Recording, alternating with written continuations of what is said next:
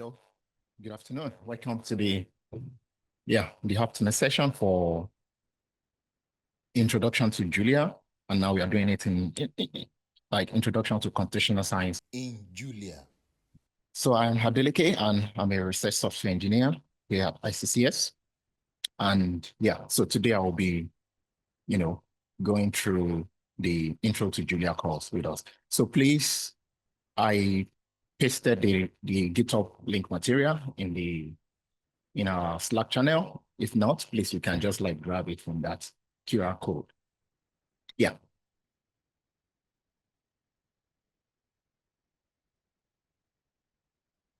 All right. Yeah. Okay. So let's get started. Yeah. So as the title says, so today's course, it's a crash course. It's an introduction to Julia. And so first of all, Julia was established in 2009, but it first appeared in 2012. So what is Julia? So Julia, it has a strong math support. I mean, it's a programming language, high-level programming language that has a very strong math support. The mathematics library, they are strong, and it has this focus on numerical, numerical computing, scientific computing, and stuff like that. So math, numerical computation, it's based off on package manager, but the good thing about Julia is that the package manager is integrated into the language. Unlike other languages that it's, outside, this giant from the system. So one of the key thing about Julia, its major selling point is that this language is fast. So it's about the speed. So, we want to work with fast code. So the speed, it's dynamic. We are going to go through this in the course. So things are dynamically typed. And of course, it's a high level, programming language. So it's not like compiled languages like C, C++, and Fortran. The language is reproducible and composable. You can easily, pick up another person's work and you can easily just reproduce it. It's general and it is open source. So we can easily just download it. So Julia has been having this, rising popularity. It's a very young, language, first appeared in 2012, but it's really having this growing popularity in the sciences, especially in CLIMA. So we have people working in CLIMA, for, weather and climate simulations, and also in this very, matured field like CFD, computational fluid dynamics. So we have this Julia package, it's called Trixie. So this group, it's in Germany, CLIMA, they are in the US. So, and also other applications like that this language is actually growing its popularity. So the aim for today's course is just to give us a crash course.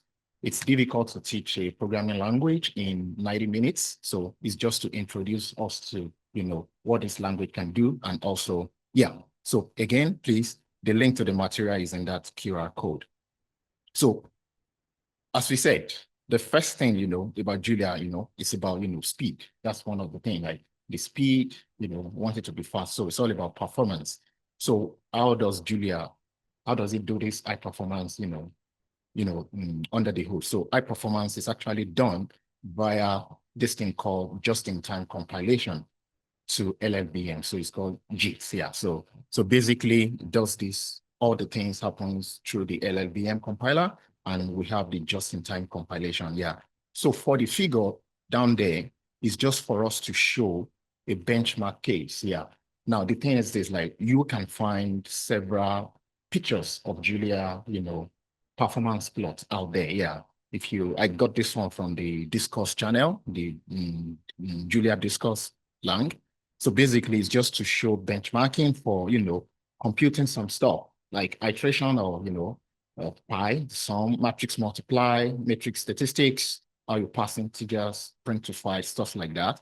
And you see we have different languages there. We have Julia, we have Lua, Rust, Go. Let's just look at the Fortran, Python, R, and stuff like that. So basically, this graph is just to show performance. And the idea in this graph is just, they normalized the benchmarking case with the C. So basically, so that's why we have C. So we normalize whatever they are doing. This benchmarking case with the, with the C counterpart of the of that code. Yeah, and we see that Julia actually is performing really, really good, as we can see. Yeah, it's performing. So for now, since, we are in climate science, we use, Fortran code, C code, or in data science, Python. So it's really, things we can say that things are actually getting faster than Python. Yeah. Okay. For when you do stuff like this. Yeah. Now, about the speed, again, like the compilation, it uses, JIT compilation to LLVM. So what is this LLVM? I don't expect us to understand it. Don't worry about that. So let's just assume that we want to compute this simple code expression to multiply by 3. And in your Julia prompt, you can actually inspect what is happening, like under the hood there, with this macro at code_LLVM. You put the expression to multiply by 3. Don't worry about that. It's just for us to show like what is actually happening under the hood. We can see, like we are trying to multiply, 2 things, 2 and 3, and things are actually stored in different places in the register, and also the multiplication is stored in, other place in the register, and it returns, the answer. So this is just, this macro at code LLVM is just to inspect what is actually happening under the hood. Don't worry about that. We check that. So again, the JIT, just in time, just in time. What does it do? And this is one of the things that make Julia fast. It's basically specializes on the types of function arguments. So it specializes on the code. So by specialization, it picks the things that are specific to your argument. Specialization is very key. So when a function is called, it compiles the efficient machine code. And when you call the function again, what has been compiled is reused again, and the same function is just like called again. So this is one of the things that also makes Julia fast. Yeah. So existing machine code is reused. And if you call the same function again, it's not going to do the compilation again. It will just run the code. Okay, yeah. So in terms of performance, also, Julia is a multi-paradigm language. That is to say, it is imperative and functional. By imperative, is just, as we write sequence of instructions into our computer to solve for us. So it's a sequence of statements and definitions. We just go step by step, procedural language, procedural steps like that. We see here, we have y equals to 5, and we're computing y equals to y plus 2. So we need what is up there, which is y equals to 5. So it is imperative. It's not declarative like other maybe languages. Yeah, it is functional. So that is to say, functions can be treated as data.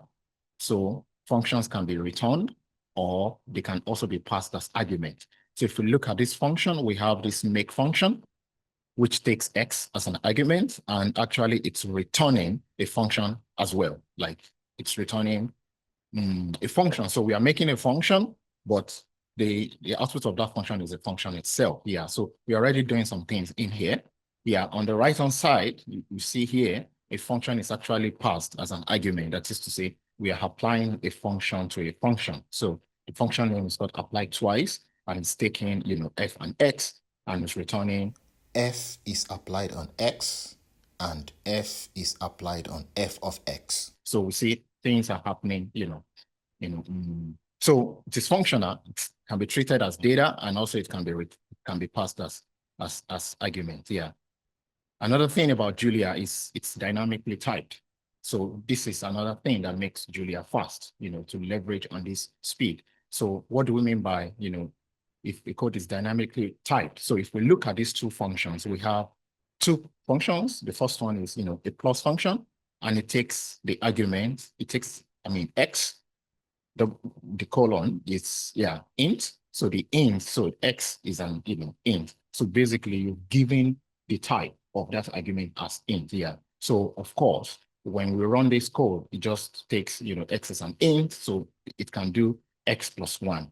The compiler doesn't need to be looking for, what to use. Yeah. So the type has been explicitly given in this first example. The second example, it's a plus gen function.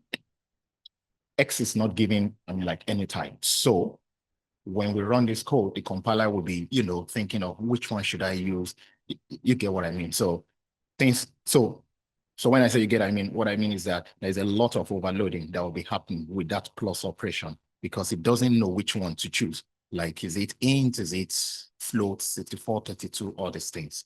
So now the key thing is that when you explicitly state your type, the code will run much faster. It will be faster. So that is where this, I mean, like type stability comes. Yeah. And when a code is type stable, it means that for all your input and output variables, you have, you give it a concrete type, either by explicit declaration or by inference from the compiler, because compilers, they can just infer. All right, so type checking is performed at runtime rather than at compile time. Yes. Okay.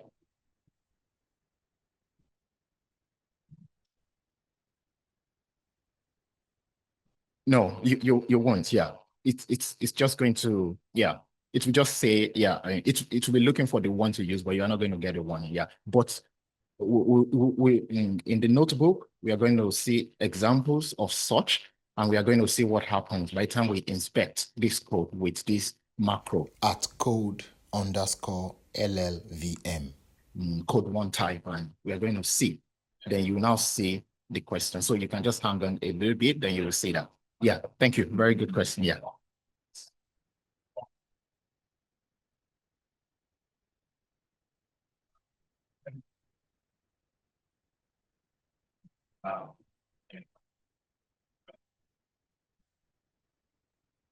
Yeah. Okay, so type stability is very important for, speed and also, dynamical type. Yeah.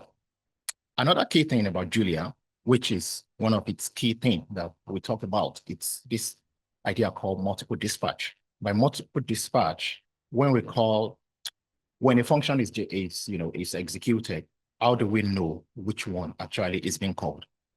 From the set of the input arguments. So it's a key thing in Julia with this multiple discharge. So we want to allow execution of different versions of functions for different types. The function can have it could be a mixture of int, float, yeah.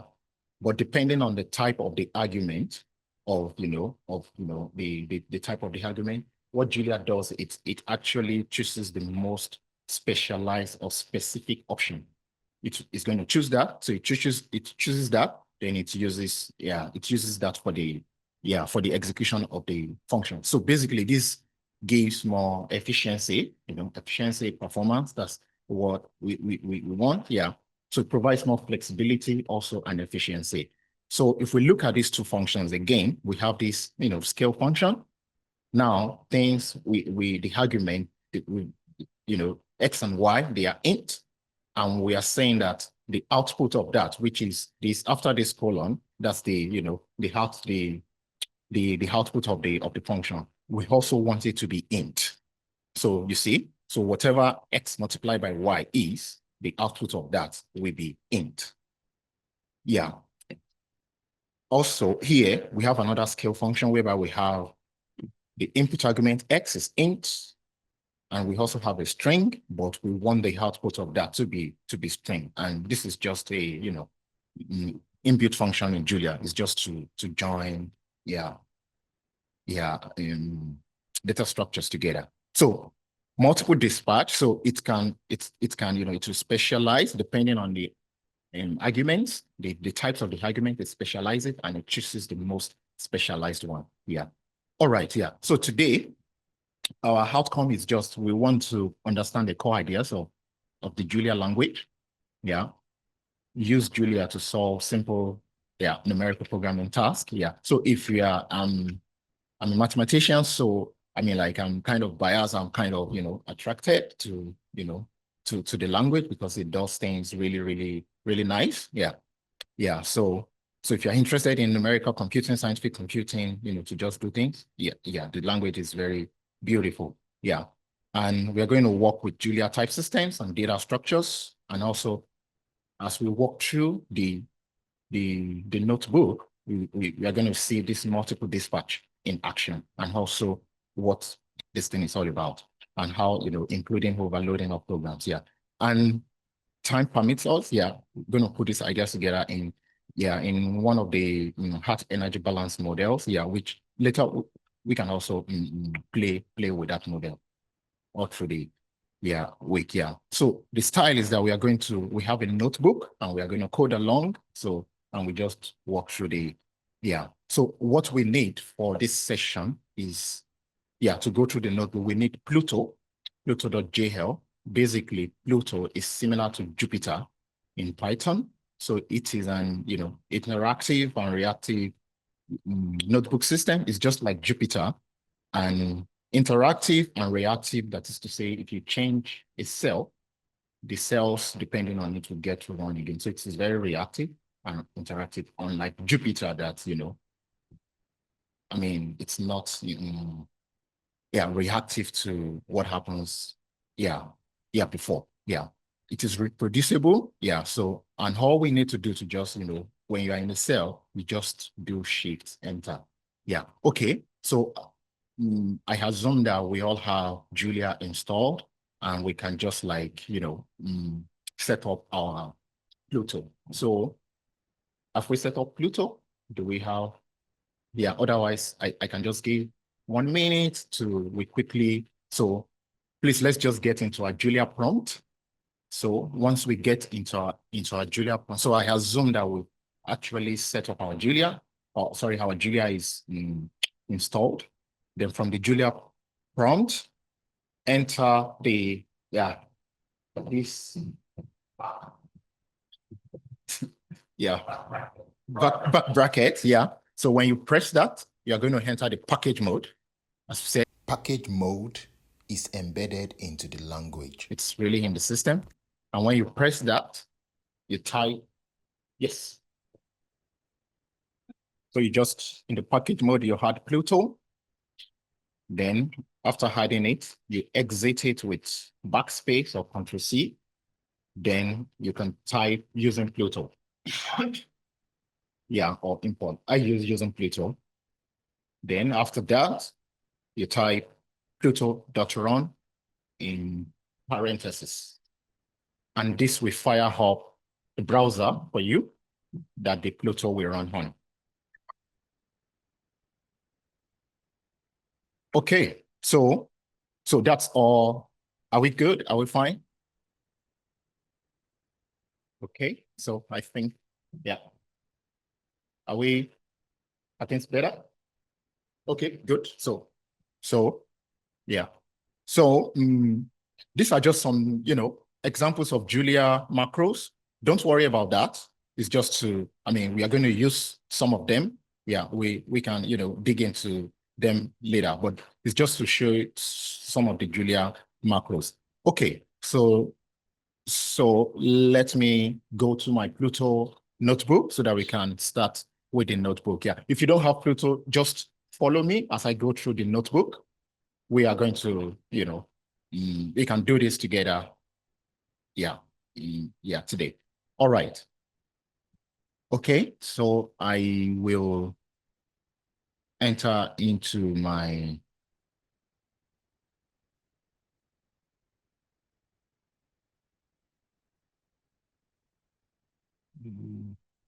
okay, I think because we shifted that thing. Just that is good. That's good. Okay, so should I zoom a little? Is it okay? Or I think that's just to be.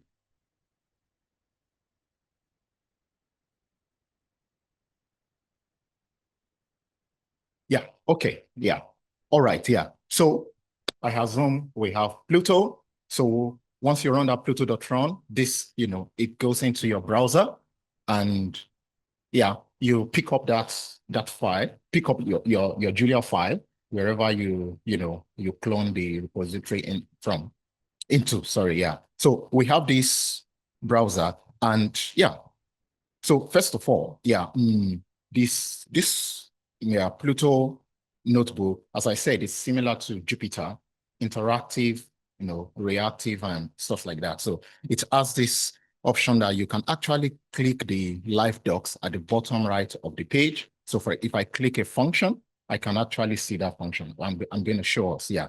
So that's a good one. So you actually know what is actually happening in your code, yeah. So in this first cell, don't worry, it's just what we set up. So basically, the Pluto is using Pluto UI. So for us to, render the things properly, importing all the names, exported from Pluto UI into our global namespace. And inside our repository, we have this util.jl, which actually loads the source code. Yeah, all right. Don't worry about that. Let's just start the notebook. Yeah. So again, as we said, yeah, Julia, we just want to do, very good for numerical computation and also prototyping. It is fast. So a simple calculation, we want to just like calculate 1 plus 2, yeah, multiply by 3 squared. So 3, multiply by 9 is 27. So again, to execute it, you just need to, you put your cursor in the cell and you just click shift enter. So it's going to give. So whatever we want to do, if we want to put this to 3, so yeah, it's very reactive like that. Yeah. Now, yeah, here we are saying like now we have a macro at work here already, which is called at show. So basically at show macro, it basically prints the value of that expression onto the screen for you. So, and we see what is happening here at show 3 plus 4. So this renders this thing in like a terminal-like, window for us. As we can see, 3 plus 4 is 7. So it just spews out, the value of this expression. So by just like this at show. So when at show 3 plus 4, 3 divided by 4, so, and one thing I also want us to check here is that, 3 equals to 4. I mean, like Julia uses lowercase for true and false. It's not uppercase. So it uses lowercase. So 3 not equals to 4 is true. 3 equals to 4. It is false. Yeah. So you see, at show is a macro that prints our expressions and their evaluated values. Yeah. Okay. All right. Yeah. Again, we have another thing here we want to see, the at show, just to see what is happening. We have a logarithm function here, and now we have logarithm of 4 with respect to different bases. We have the natural logarithm, log e, which is 1. We have logarithm of, different things. Okay, what I want to explain here is that, you see, we are working with the logarithm function, but multiple dispatch is already working here because this is a function, but we have different methods in here because you can see the log function is a method. It calculates the natural logarithm of a number with respect to the base. And we have another method which uses another given base. So this is already multiple dispatch working because we have, like Julia can actually specialize and just pick the most specific one and it will execute that. Yeah. Okay. It's just to show again. Yeah. Now, this example, we have, we are trying to compute, Z equals to E to the I pi, which is the Euler's relation. Yeah. So they're just, it's fine if you're not a mathematician, but it's okay. They're just simple. So E to the I pi, who can tell me what is E to the I pi? Say it out. Yes, it's -1, right? But of course, in the real space. So I want us to be careful, right? We're in the real space, yeah. Here, when we computed, Z equals to, E to the I pi, I is Im and pi is, so in Julia, you can write things like LaTeX.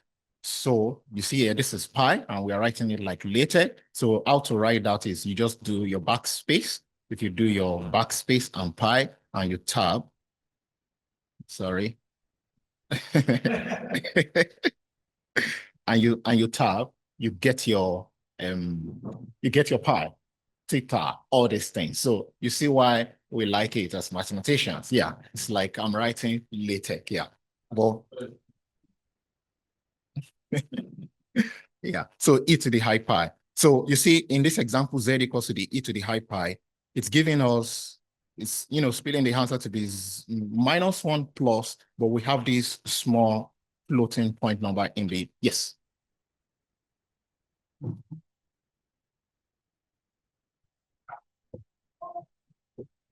Yeah. Okay. Yeah. So you see, it's giving, yeah. Thank you. So it's giving -1 plus this small floating point number, of course, and the like on the imaginary axis. Yeah. Yeah. This is, floating point arithmetic, in operation here. But how do we get that right? So we get that right by checking. We can use this approximate, approximate, like if you also, again, it's like we are typing LaTeX forward space, then approximate. Then if we type, yeah, it gives us the approximate, floating point representation, so that for us to really get the, the accurate thing. Yeah. Here we see a ternary operator here in action. So this is what happens, is an alternative how to write your, if then else, so the z equals to -1 here is the, the guard of the expression, and this is if the condition is true, and the other one after the colon is when it is not true. So we see here, when we executed this cell with approximate, we have hooray, that is to say it is true. It is now, -1. Yeah. But if we use equals to, it's going to give us no, it's going to be, yeah, because, yeah, we want to use the approximate floating point. Yes. Okay. Yeah. Yeah. So this is a, yeah, again, like to replace that equals to approximate, yeah, it's just a common problem in floating point arithmetic. Yeah. Okay, yeah. So also just to see, this is an intro, we want to quickly get into it. So we want to see at show 0.1 plus 0.2, is it, equals to 0.3? Yeah, you see here, I mean, like it is false because we are talking of floating point, it should be 0.3000000. So yeah, that's why that's false. Yeah, it's supposed to be that. Yeah. Like integers, you can just write 2.0 just to get an idea of what is happening there. Integers, double precision as well.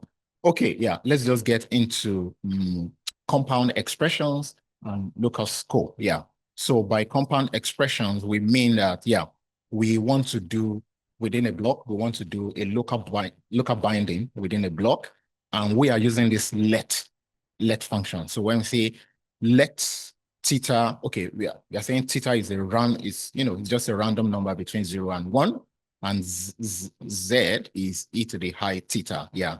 What this let does is that it actually binds variables locally. So if I get out of this block and I want to get theta, so I run that code. So let's say I open a cell now, and theta, yeah, you see, I mean, oh, sorry, I pressed enter, shift enter, yeah.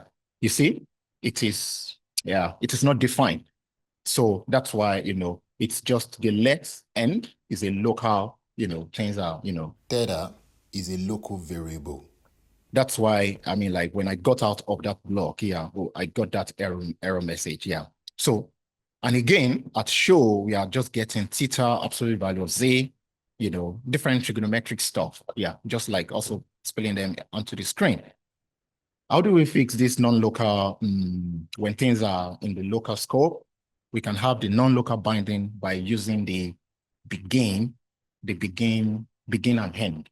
So when we do begin and end, so whatever code you put in between the begin and end, it is non-local. So when we get out of that block, we can still access it. So we see here, A is 1, B is 2.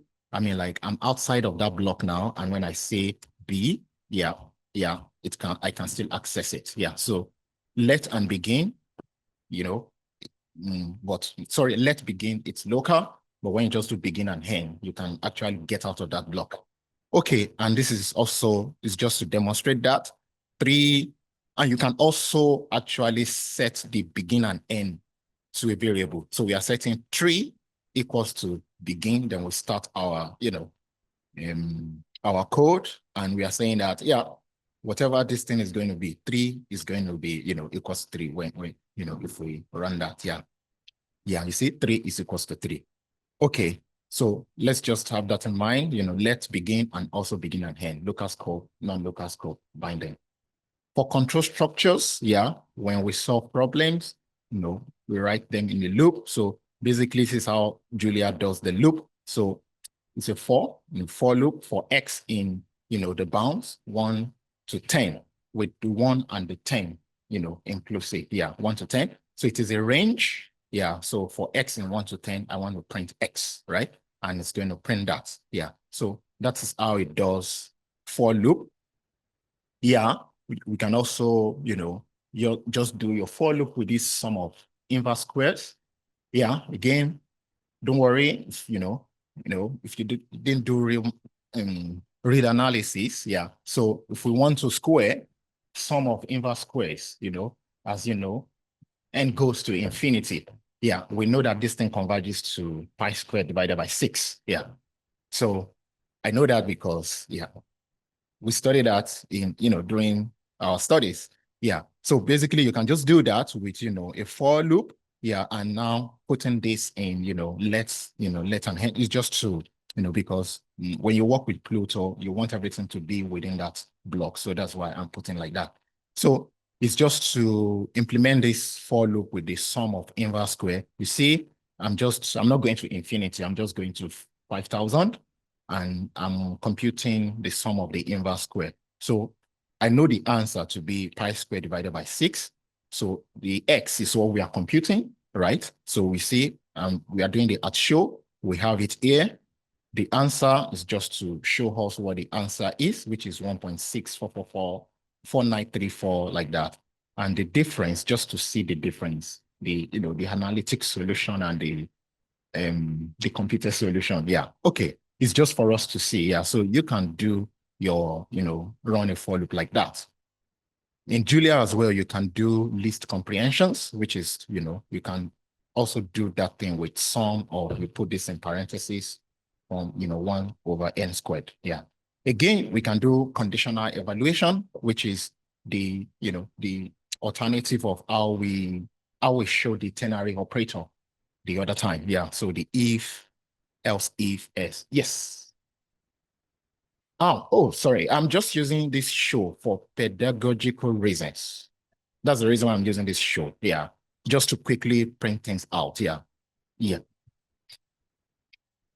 yeah. Okay, yeah. Okay, then, yeah, we have conditional evaluation.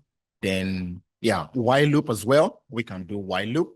And this is our, just normal while loop. And in this example, it's just, let's just see how we compute while loop. And we want to, compute some machine epsilon. Yeah, so I want to add, x to, for all x, I want to say that 1 plus x is equals to 1, for all x, such that the absolute value of x is less than epsilon. Yeah, and it's just to demonstrate why, while loop, and yeah, just to show to compute some machine epsilon. Okay, yeah, so we have, a task here, which I would say we can just do that later. We have the notebook because I want us to go through the material. So it's just to write a loop for each field of x that prints whether something is of type primitive or composite. We will come to that later. Yeah. Okay. How does Julia, how do we work with functions? Yeah, functions definition. Yeah, we have a function and we write the function as identity. Yeah, the function name is called identity. So identity of x, it returns x. So we'll see identity of 3 is 3. And yeah, also we have a function here. It takes, x and y, z equals to 3, and it takes the square root of x squared plus y squared plus z. It's just to show how Julia, all these, basic things. Yeah. Okay, and you can just pass, if x is 3, y is 4, z is 5, it takes that function and it's, execute that cell. Yeah, you see here, it's telling us another function h, which is the square root of x squared plus y squared. So it's a generic function with one method. When we get to the multiple disparate, we see that a method, like a function, can have, several methods. And Julia will pick the most, it will specialize the one which make it fast. Okay. In Julia, we can do higher order function. So by higher order function, we can actually do this anonymous function in Python, which is like the lambda function. Yeah, and this is how Julia does it. It does it like a kind of expression. So that is to say, x arrow. Yeah, I mean, like that's that variable arrow of, we just want to add 1 to x. So it's an anonymous function, like our lambda function.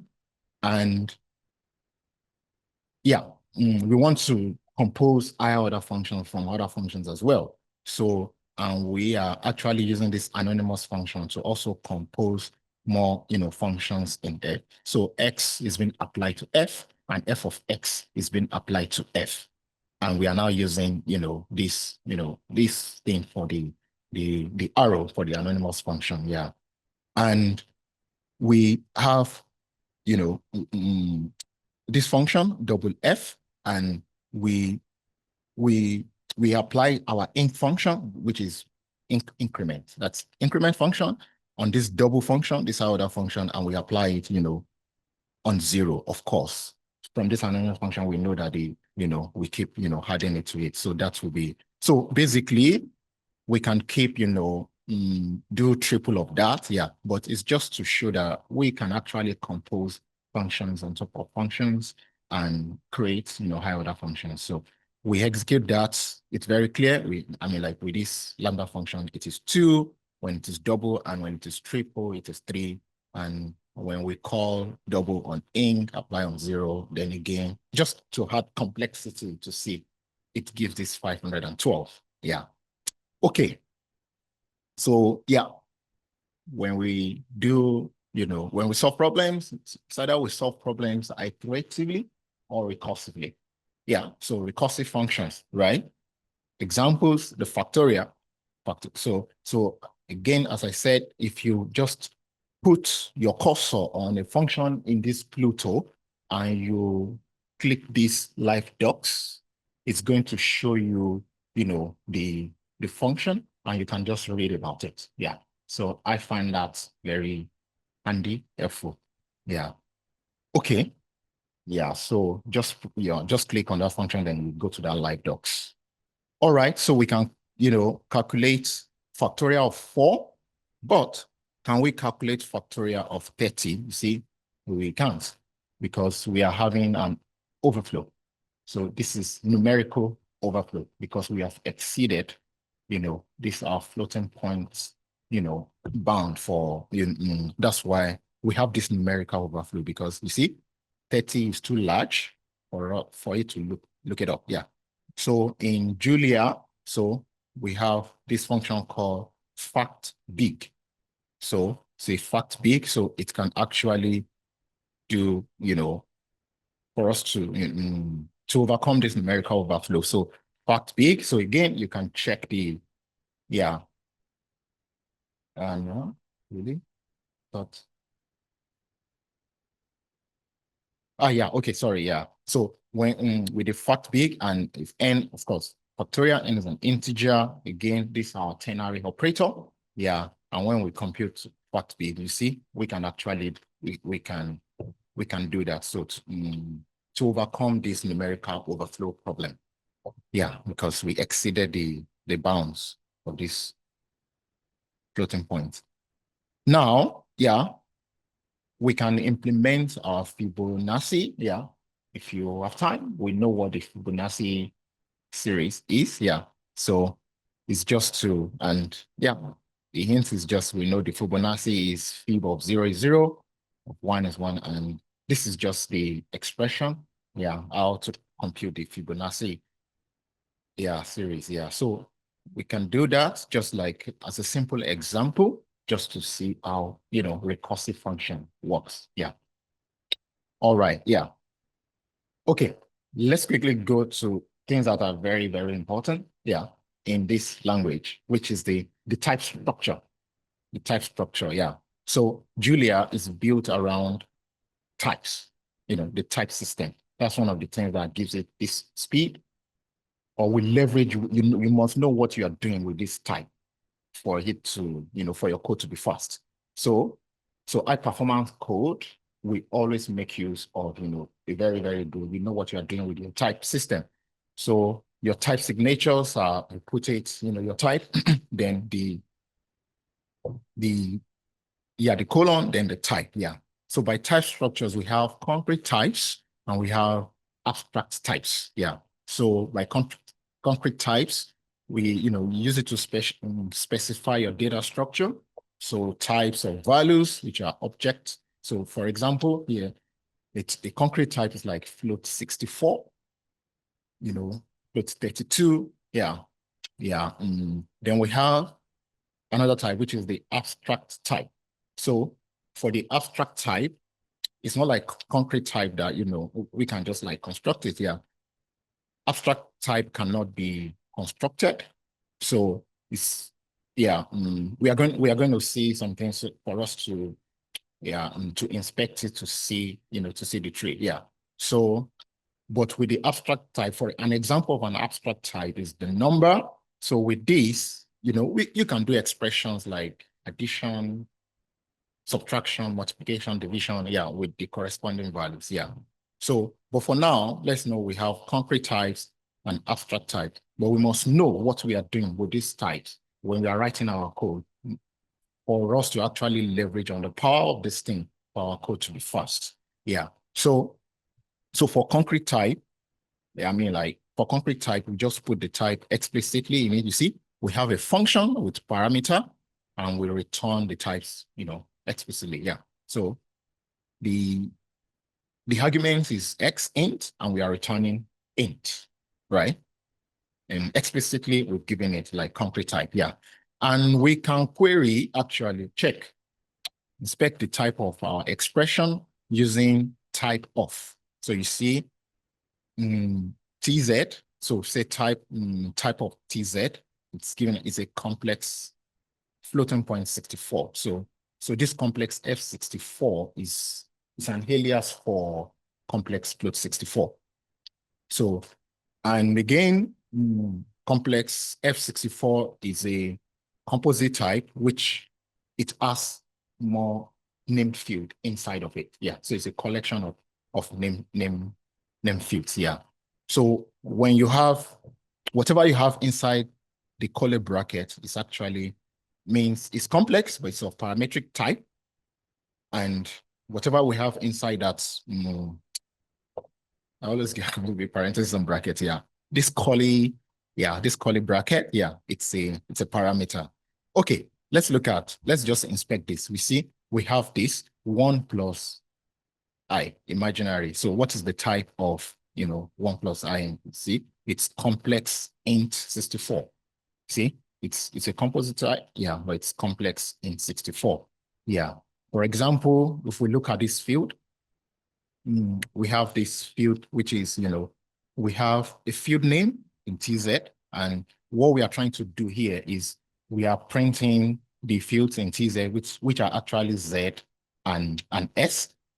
I think I'm kind of curious. Maybe I can, let's get I want to get the type, type of, type of,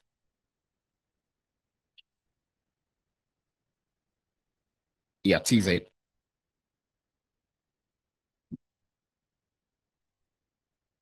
Yeah, okay. This is what I want to do. Type of field names, rather, so that we see what is inside the field names.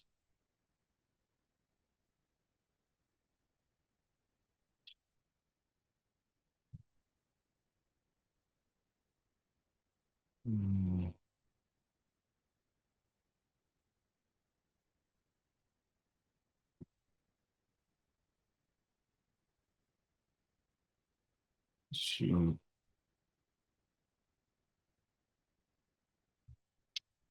Yeah, okay. Okay, what I want to demonstrate is that this field names, it has two symbols in there, which are Z and S. And actually we can get the field from Z, from X, yeah. All right, yeah. Yeah, and also for the field names, yeah, it's either, when you have a primitive type, you have this bracket, yeah, nothing inside, it shows that it's of no field. Okay, type system, yeah. So type system, we are going to see that. So we have integer, we can, we have union, int and integer. You can query if integer is an abstract type, is abstract type, is integer. So you can query that if it is true or false, yeah. And also for the type tree, we can inspect the tree using this package called abstract trees. So it's a, Julia package. So using abstract trees, with that, we can actually inspect the tree. So here we are inspecting, yeah, the abstract tree for number. And we can see here, we have this abstract tree. So we have number, so we have multiplicative, inverse, complex, measurement, real. So it's just for us to see, the abstract tree, but we can only see these things with, yeah, if we don't use, by using the abstract trees package, yeah. Now, custom types. So in defining custom types, that is where, we want to define like an abstract type, yeah. So we are constructing an abstract type called abstract type distribution, and we want to use it to do some just little bit of statistics so that we can inspect this, code LLVM code one type. Yeah. So we construct this abstract type normal, which is a subtype. So when in Julia, when we see, yeah, less than colon together, it means that that thing is a subtype of the other. So this abstract normal is a subtype of distribution, and distribution is abstract type. Yeah. So if in Julia, there's something that happens so if something is a subtype of a supertype, that subtype takes the nature of that supertype, and it just like, uses what is expected of that supertype. So even, for example, if I write x equals to 1 colon 3, and I declare it as an abstract type that can work like an array, if I define a subtype of that, it will automatically take the nature of that supertype and work with it. So it's like doc typing.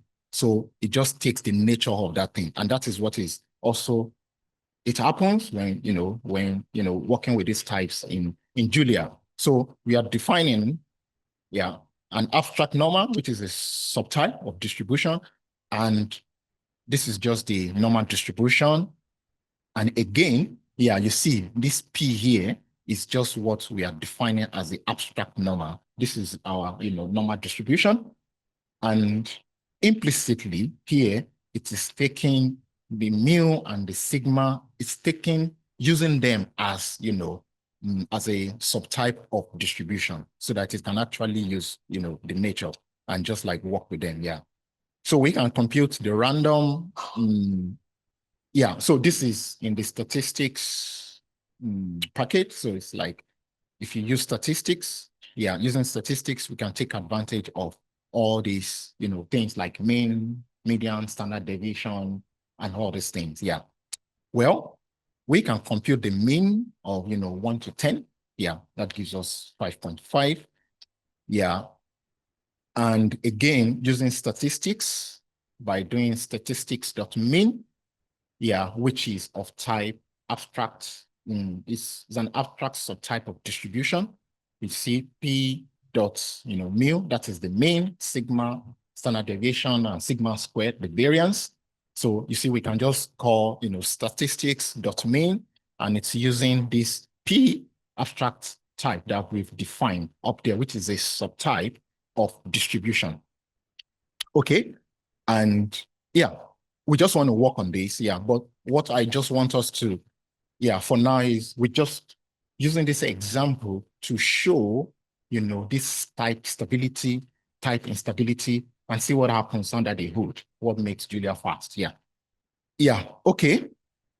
So you see now from the abstract type that we, you know, constructed, it has 10 methods. So this is a generic function that has 10 methods, you know, so it has different methods. Yeah. So, I mean, so main, it has different, you know, it's a generic function with, you know, different methods. So, and you can get that methods by just saying methods main, methods main. And then you can see that it's going to give you like the 10 methods. Yeah. Also, we have a, you know, these are abstract normal type. So we can also check that with methods with abstract normal type. Yeah. Okay. Now, please, let's just pay some rapt attention to see what is happening. So first of all, here, we want to, you know, create an untyped type, untyped, and a named one that is not unnamed type and a named one. So first of all, we have a struct here, which is called normal untyped, right? Which is a subtype of our abstract normal that we constructed up there.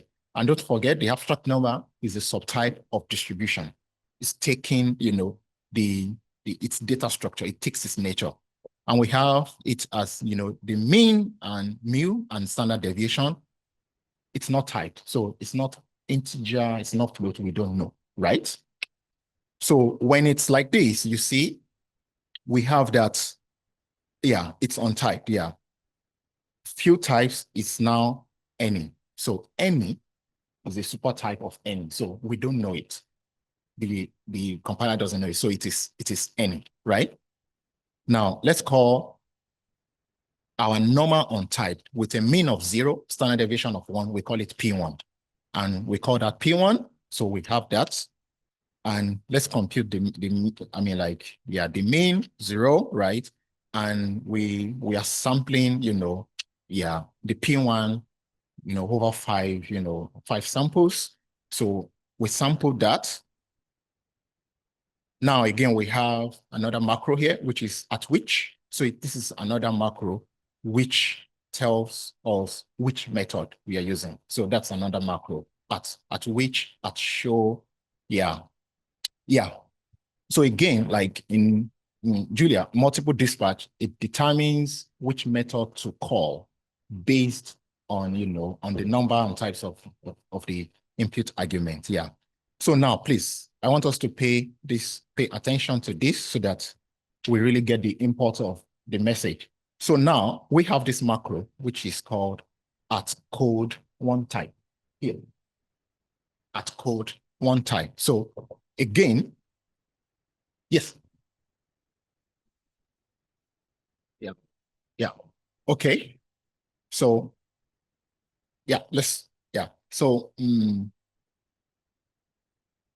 so type stability. This concept is very important. Yeah. A piece of Julia code is called type stable if all the input and output variables have a concrete type, right? Either you put them explicitly or you leave it to, you know, the Julia compiler to figure it out, you know. So type stable code will run faster as the compiler can. It will automatically generate a statically typed code. So which now things can now be as fast as, you know, compiled languages like C and C++. Yeah. So type stability. Yeah. So if there's a breakdown in your type, you know, type stability, type inference, then your code can be, you know, that code can be slow. So now let's inspect this what we have sampled. Yeah, the abstract type that we constructed, the P1, it means 0. Now we inspect it with at code one type. So first of all, you see, at code one type, don't worry. Let's just look at, you know, just look at the red part. Just look at the red part that you are seeing any. So, I mean, like, it doesn't know. Julia doesn't know because we did not give it when we constructed in that struct, when we constructed it. yeah, we did not give it, either if it is float or int. So when we now, run this at code one type, you see, it is any, it doesn't know. So it's just like, what is happening here. We can also, with this macro code LLVM that I showed us in the intro slide, again, you can see what is happening under the hood. Again, like in running that code, like how things, in the register. So you see, this is a whole lot of things happening, when we run this at code LLVM, because it is an untyped, we define as an untyped abstract type. Yeah, untyped. Yeah. Now, let's look at this struct. You see now? Yes. Yes. No. It's when you do at code underscore LLVM, the P1 apply to 0. That's what it's looking at. Not everything in the notebook. It's inspecting that thing you give it. Yeah. It's inspecting the P1 evaluated at 0. So now let's look at this typed version. You see this normal that's, you see now, this is the normal, this is the typed version. It's also a subtype of abstract normal. And now we are giving it a type of float 64 for the mean and for the standard deviation. You see, it's now typed. Again, let's run our, normal distribution, 0, mean 0, standard deviation of 1. Let's look at the code one type. You see this code one type? You see here, before we were having any. We were having any in the untyped version. If you just scroll up, here, you see we're having any here. Any. Yeah, but for the type version here, it's not any, because we have explicitly given it's a float 64, right? So it's not any, but they are typed float 64. Okay, that's fine. Let's look at, inspect it with code LLVM again. You see here, it is shorter than the untyped version. It is much shorter, cleaner, because this thing knows what it's doing, because we've already typed it. So it's typed. So it is shorter. So we can see, and it makes, our code to be, faster. Okay, so that is important. Yeah. We can also have parametric types, yeah, which is like the complex, which, yeah. Okay, maybe this, this now allows something like parametric polymorphism, yeah. So for example, we are having another struct here, which is a normal parametric, and the T inside the curly braces is the parameter. It's called T. It's also a subtype of our abstract normal type. And now we are giving it, it's a parametric type. So it's given as T. It's given as T for, mu and standard deviation. Again, let's run the at code one type. Let's run the at code one type of P3, apply to 0. Yeah, it's a parametric type, so it knows what it's doing. So this is cleaner. It is, cleaner and faster. The compiler knows what it's doing. Yeah. So you see the importance of, when we have a typed, when you have a typed, function or a typed object. Let's put it that way. Yeah. All right. Yeah. So because of time, I'm just going to go to another macro here, which is called at time. It's a macro that you can use to actually, get the time, what is happening. So it's something you can use. So you just say at time, like your function, so that's another macro at time. Yeah. So again, dispatch and multiple dispatch. So again, yeah, I just want us to get this concept and really, sinks into us. Yeah. So there's the dispatch part of it, and there is the multiple part of it. Yeah. So So the dispatch is, of course, the method, yeah, and the multiple is like how, which one am I going to use? Yeah. So let's look at, for example, I want to calculate the absolute value of this number, minus 5.32, this real number and complex number, right? In Julia, we have the inbuilt function, absolute value, we can do that, yeah.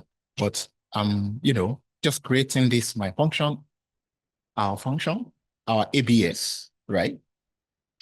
So basically, how do we compute this? It's like, yeah, I just drop the minus sign and, I give the value for the complex, yeah, one. Yeah, I multiply it by the conjugate. So I can get the absolute value of a complex number with that. So that's it. Yeah, we multiply Z by, its complex conjugate. Yeah. So here you see, we've got three methods in here. We have three methods here it's a generic function of our absolute value that we, yeah. And you see, you can do methods of our ABS stands for our absolute value. Yeah, so that's three methods. Yeah, it's okay. Yeah, then if I compute our absolute value of -4, it returns 4. So yeah, well, that's the dispatch part of things, like, it's like the method and also the multiple dispatches, which one should I pick? Yeah. And now for this multiple dispatch, I call a generic function G, which has a set of input arguments. How do I know which method gets executed? Again, Julia will choose the most specific or specialized one by considering all the input arguments. So again, let's just look at this. I have this, generic function. G is a function of A and B. And I'm saying A and B, they are anything. A, the second one, A is a number, B is anything. The third one, A is anything, B is a number. A and B, they are both numbers. Yeah, this second to the last, A and B are both floats, you see, abstract float, A and B. And also the last one, they are both 32-bit floats, yeah. So we have this generic function, which has 6 methods in there, right? It has 6 methods in there.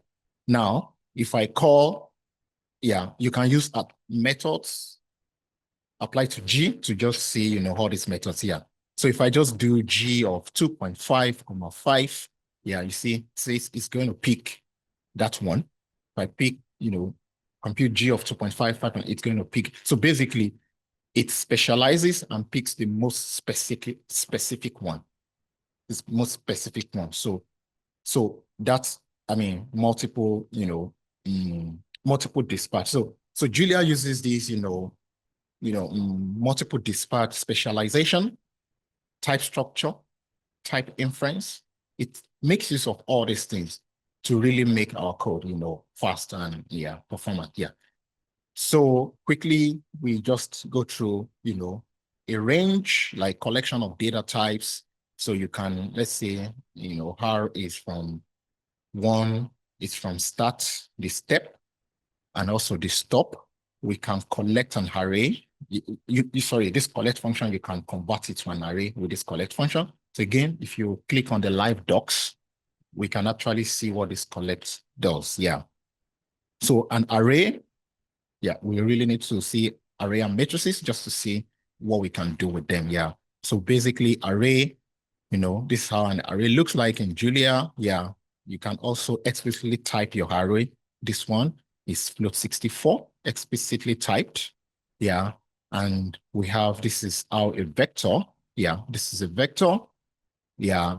And when you have vector in 64, when you have array of in 64, 1. So it's just that the dimension is, is 1. Again, we have used this inbuilt function type of V. So by using type of V, we are going to know which kind of type array V is. Yeah. We can access, the index, So Julia starts counting from 1. So please, Julia starts counting from 1. And again, yes, Fortran, yeah. And another one, it is column major ordering. So yeah, so it is column major ordering. So you understand now, you see why, we math people will like it. Well, yeah, so it is column major ordering and it starts counting from one. Yeah, so, we can index, like that. Yeah, we can do broadcasting, just put a dot in front of the operation. So, this array, I'm adding two on top of it, like element wise. We can do broadcasting. Yeah, so just add a dot to your function, broadcast over square root. We can do that. We have this function in Julia, push. You can push something, but there is a bang. In Julia, when you see a bang, symbol, after it shows that you want to mutate, you want to change what is happening in there. So here I'm pushing 0 into V. Remember, V is an array of 1 to 5, and I'm pushing 0. It pushes it at the end. Yeah. Yeah.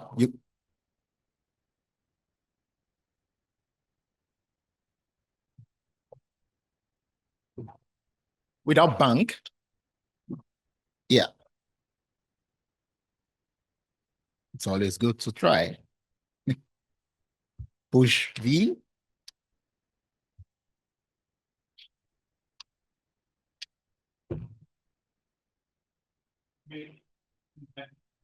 Yeah.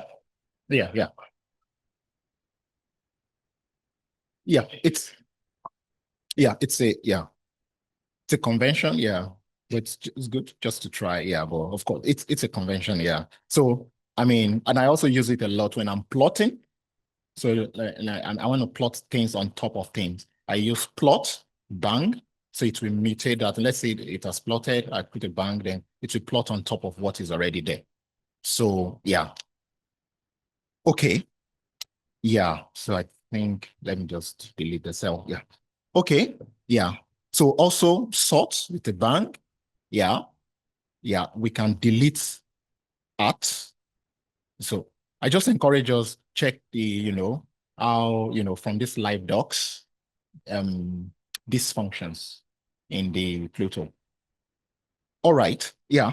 Okay. So let's just running out of time. Let's quickly go through, just matrices. Yeah. So matrices, when we solve problems, ODs, PDs, everything, we turn them to matrix. Then we operate on that, right? So a matrix, yeah. So we have, you know, so a matrix, this is how a matrix looks like. Yeah, it's, let's say we have this 3 by 3 matrices. So it's separated with this, semicolon. Yeah.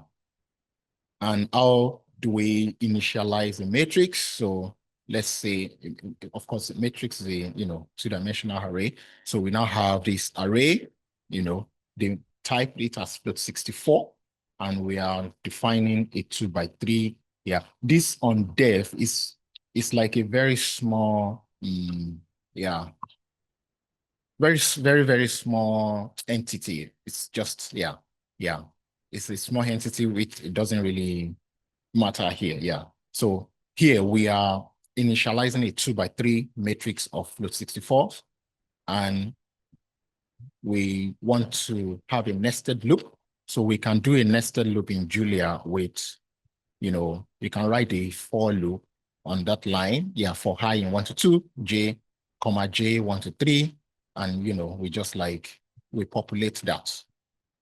So we can do that. Yeah. And another way that we can also construct our matrix is through this array comprehension. Yeah. So we have this parenthesis, and I multiply by J for I in 1 to 2 and J 1 to 3. Yeah. So please, we can just go through how all this thing works. So for matrices, you can create a random, 3 by 2 matrices of float 64. The length of a matrix, yeah, we can get it, the size, get the dimension, its rows and column. So I just want to, yeah, we can just go through that. Oh, very also important, transpose. We can use transpose of A to find the transpose of the matrix. Yeah, if we do a matrix column is going to do adjoint. Yeah, I know I have it here. Oh yeah, it's here. So A, with a prime, that's adjoint. That's adjoint, yeah. So adjoint, so it's a complex conjugate, not followed by its transpose. Okay, so please let's just go through how this, because we are out of time. Yeah. Another thing here I want to quickly say about here in this matrix. Yeah, what I just want to mention here is, when we work with matrices, especially, we are copying matrices, we are copying arrays. One of the things and when we copy stuff, we are copying the memory as well. So it also slows these things down. So in Julia, to avoid copying of arrays, yeah, this at view can be actually used. It's a really good tool to avoid, copying arrays. Like, let's say you're doing array slicing and all these things. So in this, just look at when you use this at view, it's a really good way to prevent copying arrays. And with that, we want to, it's all about performance and also our memory and everything. Yeah. So in that cell, just think of, use at view when you are working with matrices or you have to copy something to avoid copying, data so that you can minimize usage of your memory. Yeah, so I won't go tuples, I won't go through it because it's just, something. Tuples are immutable. And also we have this generic function of iterables. These are just functions that we can go through. So we have A, yeah, and we have B, we have C. We can compute length, maximum, sum, the reverse, and all these things. Yeah. So please, I encourage us to just go through these things and just experiment them.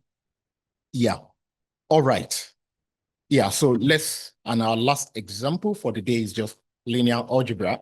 So we want to do linear algebra. We are going to use the linear algebra package in Julia.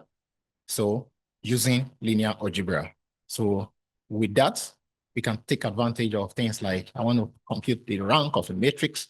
I want to compute determinant, trace, diagonal, all these things. Trace is the sum of the diagonal elements. Yeah. So with the linear algebra package, we can use all these things. And we can compute, the dot product, V dot V, is actually the dot product of V and V, and which is actually equals to my favorite norm, the 2 norm, because things are smooth in that norm. So it's like the 2 norm, yeah. And so we can do stuff like that. Yeah. Yeah, we can compute the inverse of a matrix multiplied by that matrix, we are going to should be equals to the identity. So we see approximately equals to the identity. Yeah, equals to the identity. Yeah. And lastly is just to, let's say we have this vector 1, 2, 3 and the inverse, and we want to just compute, mx equals to b, like we are solving a linear system. The inverse of m multiplied by b, we can do at show of m multiplied by x. Here, we are constructing another matrix n, but in this case, it is not a square matrix. It's a 3x6 matrix. So on the determined system, so we can use tools like least squares to compute the, that linear system. So by, just using this forward slash, yeah. And just to, of course, it's least square, so it's basically using the pseudo inverse, right? Multiplied by b, so it's approximately equals to y, yeah. Okay, so you see, we can do stuff like that. We can do linear algebra. We can also do hanging decomposition. So in this example, yeah, we want to find the hanging decomposition of the matrix M by basically solving the hanging value problem, AX equals to lambda X, this problem. So these are hanging decomposition, lambda and V, lambda, the hanging values, and V, the hanging vectors. And at ASAT is a way one can use it for like testing, like to test when you are writing tests. And I mean, like you use it, yeah, in Julia. So at assert, so I want to check that, M multiplied by V is equals to V multiplied by the diag of M. Yeah, so basically that diag M is actually constructing a diagonal matrix from vectors. Yeah. All right, yeah. So linear algebra, we can do singular value decomposition. Yeah, so SVD. So again, can do SVD, and the S is, of course, they are the singular values, and these are just like linear algebra stuff that we can do, take advantage of it using, linear algebra.jl package.